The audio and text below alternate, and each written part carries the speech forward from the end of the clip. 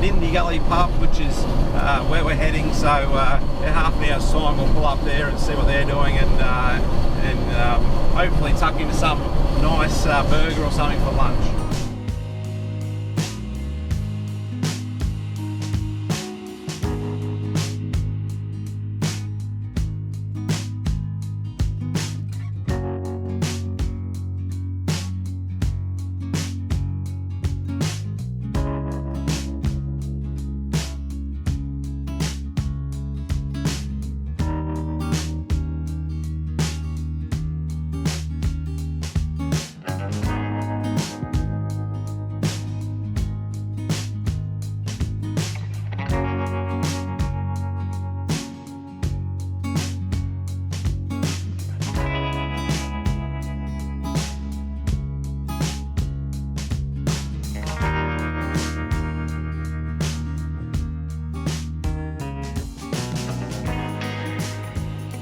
So Byrnsie's owned the pub for 18 years, and they've been doing it particularly dry out here and particularly tough. He's glad to see the blue shirts turn up, so he's going to give us a look around the pub. Show us all about it. I love it out here, and that's why you love it, because you can see the river. Yeah, there's the river right there. How good. That's actually Lindy staff quarters, so don't photograph. Right. But that door this is where the business is done. And I can bring you back in here if you like. These are actually, that's a room, that's a hallway, and that's a room. So, okay, and still letting them? Yes. Yes. And they're really nice, actually. Yes. So I don't think I can probably get you in on last one. It's back if you like. Yep. The furniture in there is turn of the century furniture from brought out in camel trains. Oh. Wow. So it's all the original antique furniture, but this was the original bar. That's why I brought you here. Oh, this was the original bar. The original 1864 right. bar. Okay. Was here. Yes. It went. That was always that door was always the hallway. Next door there is a bedroom, and it was the ladies' waiting room. So the bar was here. The bar was at the front, hallway, and the ladies' waiting room, because in those days the ladies didn't drink in the bar, did they? That's right. So this was the breezeway. Okay. And that residence was there too. That's the manager's residence, which all the kids live in there. Right. So they have dartboard and party table. Yes. So they live in those rooms back. Gotcha. We lived there before we built the house out on the left as you go up the highway. Okay. So we built that about 10 years ago. Now the pub's never had any effect with fire or anything in its history or anything? Never had a fire? No. No. The original cellar. So we're looking at... Yeah. So what are we looking at? A holding cell? Cellar. Oh, cellar, sorry for the... Our resident ghost as well. Resident ghost. What's the ghost name? Alright, we're going to let the ghost out for the first time in how many years? Here it goes. Oh, wow. So that's the original cellar. Look at that. Willie's the ghost. He's a camel. Willie, is it? Willie, yeah. G'day, Willie. He's down there. He gets around. Bloody tidy that motor up, buddy. Yeah, it's a Simca. You got a Simca. There you go. So look at the history in that. So that's the original 1864 cellar. Well. The water's only been to the pub once, which was 2010. Oh, it's recently. It came up to the decks, hence why I put new decks on last year. Oh, okay. So, yeah. And a new kitchen. Yep. And we're still trimming it. Yep. We work on it. Work in progress. So, the pub effectively from 1864 right through the other side of that wall, because that wall was built on the veranda, down to the mat down there. Yes. Existed. Oh, okay. So that mat is the line of the old pub, and then that's an extension from there. The bar itself is 90 years old. 90. So 90 years ago they had the bar in there. Yep. Section here, which is the dining room you'll see inside, Yes. it was built in the 1850s. 1850s. Yep. So this was the original manager's residence, shearers' quarters behind. And if you go in the dining room, you'll see 3 doors at the back, and they're the 3 shearers' quarters. So the manager had the room here and a lounge room, if you like. Yes. And you'll see the windows at either end. So that's the original 1850s building. Then they built that on. Okay. Yeah, right. That's excellent. 90 years old, this. So yeah, so basically from this line, eh? Yep, right there. Yep. So the windows. Oh yeah, they're the windows. Yep. Door, there's a door in the light.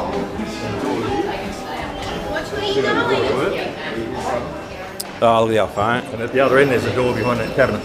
Wow, that's amazing. Gee, my father was a telecom technician, and when I was a kid, under the house, he had all these, and they used to manually do all the connections. That's original Nindigullly. Yep. This couple here, they have an interesting story. They got the pub given to them. They got the pub given to them. Yeah, because they came in and he said, "Can I hole up for a week?" and with the horses, and the publican said, "You can have the pub back. It's going to stay that long, walk out." Is that right? Look at that, eh? How's the food, guys? Yeah, pretty good. That's the old picture, so to speak, of pub, and that's what I say, there's that breeze, if you stood on the bar at the corner.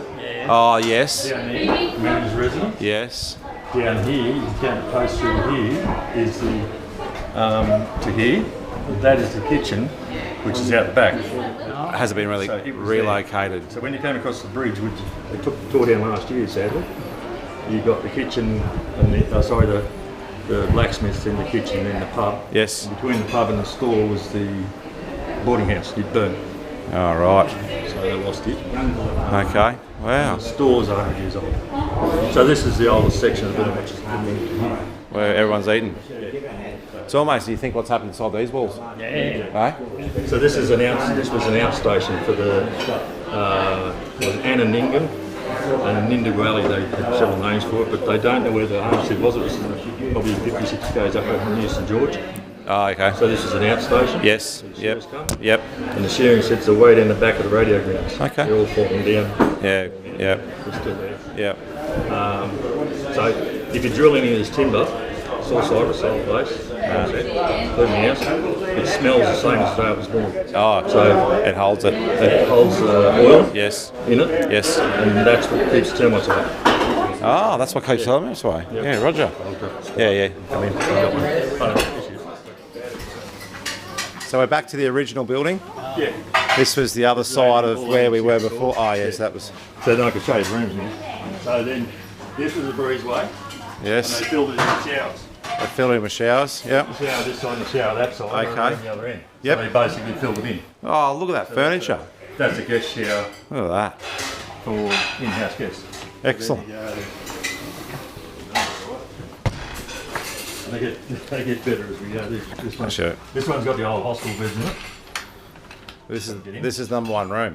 Oh, that's pretty good. Three singles. Old St George hospital beds, and they still work. Like St George Hospital beds. Yeah.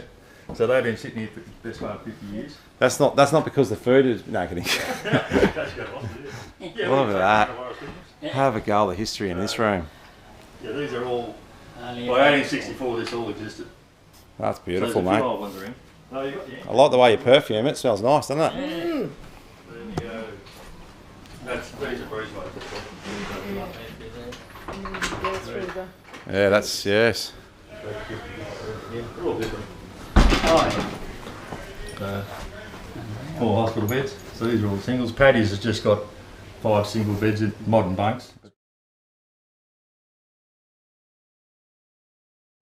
Just feel. You can just feel the history in it, can't you? So that's the original bar. Oh, look at the big bed there. That's the original bed. And that's the original sideboard. And the bed used to be a 2-poster. So they cut the back posts off. Yeah. Same bed sits in the Charleville Museum. Yeah, with a fly net over it. Sits in the Charleville Museum. That's how I know it's old. So they bought that one and one for Charleville out of the Sears Roebuck catalogue back in the 1800s. Came out by steamboat, out by camelback. Been sitting there since. Wow, Or around the pub since. incredible, This was isn't the it? original bar. Yeah. Wasn't very big. No, I was going to say because I suppose there wasn't a lot of blokes turning up like this either. No. There wasn't caravans. There wasn't caravans. It was horses. Actually, if you go over, if you were staying, you go over the radio and you'll find the old tins, the old shell and golden fleece tins. There's thousands of them. Is that right? Thousands. They're blunt. The kids shoot them up. But they used to carry. So they bought their fuel in it, or whatever fuel it was back then, kerosene, and then they converted them into flour, sugar, everything, until they virtually rotted, and then they just chucked them. Yeah, So right. what happened in the days when the highway wasn't here, this is the stock route goes across the bridge that way, right past pub. So pub's on the intersection. It goes that way, and the road you go out is actually stock route road and straight up the road. Yeah, right. So imagine the highway didn't exist. So everybody camped that way, and over the river, that bridge. And so that's where all their stuff stayed. So they just pitched it, and there's piles of it over there. It's everywhere. There you go, eh? It's early day littering. Yeah. Like this here. But it's also now a lot of history. What you're looking at here is all that pile of gravel here is actually built up rubble from the bar. because they wheeled it out of the bar and just tipped it there. Oh, right. Yeah, gotcha. And they busted bottles and stuff. People say to themselves, "Oh, you got busted bottles," and no, they're really old busted bottles. Yeah, busted. Some of them are new, but so if you dig deep there, you'll find old porcelain and all sorts of stuff.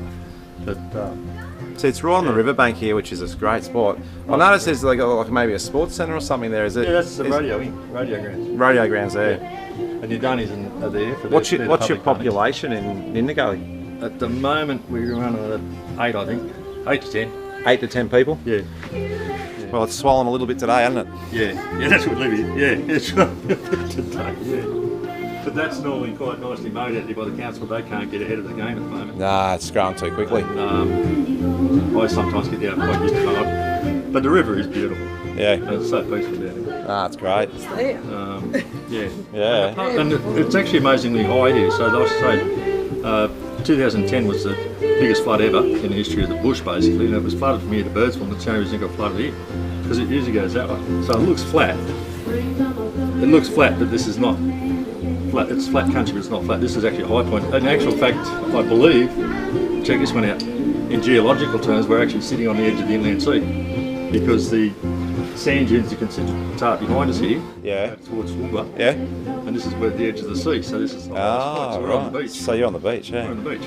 So it's funny when it floods, it goes that way forever because a lot lower that way towards St George and Birdsville. Yep. And the last place will flood is right here. And I asked a local Aboriginal guy once, how come? And he said, well, Byrnsie, he said, you know you got dicks around these days. He said, people just arrogant, they do shit. And I said, yeah. Well, they existed back in the 1800s too. And he said if they had respect for the Aboriginals, they'd come and ask us what's happening, where to put their house, their pub, whatever. And if they had respect, we'd tell them. If they were dickheads like they are now, they put them in the floods. In the wrong spot. Yep. So he said, hence, the guy who originally put the pub here would have been a nice guy with respect and consulted the Aboriginals. And it's still here. He said that a lot of the homesteads are gone because they didn't ask, they didn't have any respect. They just put them where they thought was right. And hence why St George floods, because the lower part of St George below the weir, the local Aboriginals told the council don't develop that, it'll flood. They said we know better, we're the council. Stop it. Stop it, that wouldn't happen, would it? Don't listen. So whoever put this here had respect and consulted, because there's a lot of, there's a hell, you just got to walk over the river and there's mountains of Aboriginal stuff over here. Absolute mountains. Because again, a reason to say to you we should protect our stock roots is because the stock roots being protected for all those years has protected the Aboriginal stuff in the stock. Is there much of an Aboriginal population still here? In St George, yeah. Yeah, we have local Aboriginals, but they're not here. But in St George, oh yeah, they're good people too. Yeah. And again, a lot of white people out here are actually Aboriginal. But I think I go to Coffs Harbour somewhere, but can't get down to my granny. She's been dead for years, but she won't tell you that. But there's a lot of Aboriginal history just over the river, like your tree carvings, you've got boar rings and all sorts of stuff. Sounds like you could lose yourself here for a week and just check everything out. Yeah, but that's pretty well protected by the fact the stock root's there. If we ever lose stock root, it'll just push over the farm. Yeah. And it'll be gone. Yeah. I love farmers, but I love my heritage better, because I love my Aboriginal heritage better. It must be difficult. Yeah, and there's fish traps up the river, which you would have seen when it was dry. And there's all sorts of stuff around the Aboriginals use. And we've actually helped them locate a lot of stuff for them, because they didn't know it was here until we went to and sort of helped ourselves take it for a walk, and we'll show you that we found. And they go, oh, okay.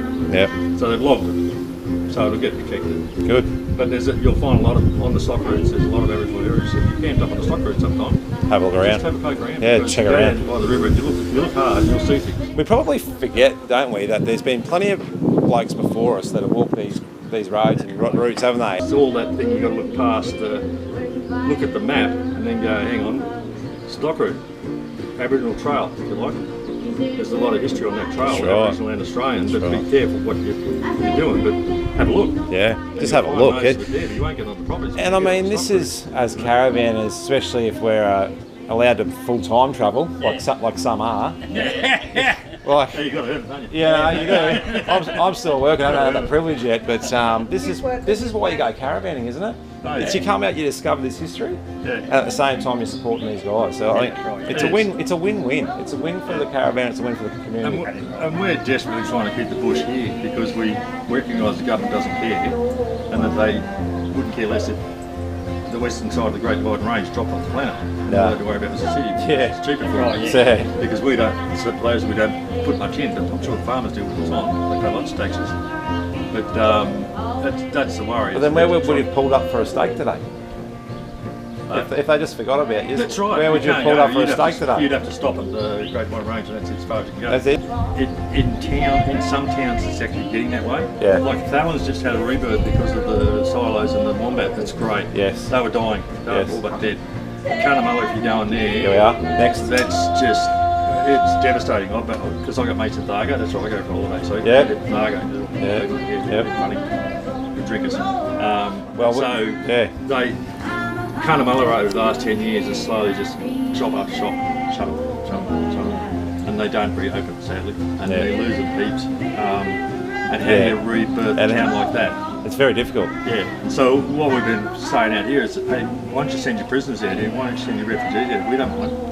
Because if a prisoner walked in the park, we turn lock him in the cold room and say, mate, he's in this capee. We're not getting political. We're not going to get too political on this trip, but there's a big statement there, isn't there? Yeah, So you've got guys now asking for them, but we can't take them. We got land to burn out here, and think of the people that come behind it, all the wardens and all the people coming behind to support those things, and the relatives have to come and visit them.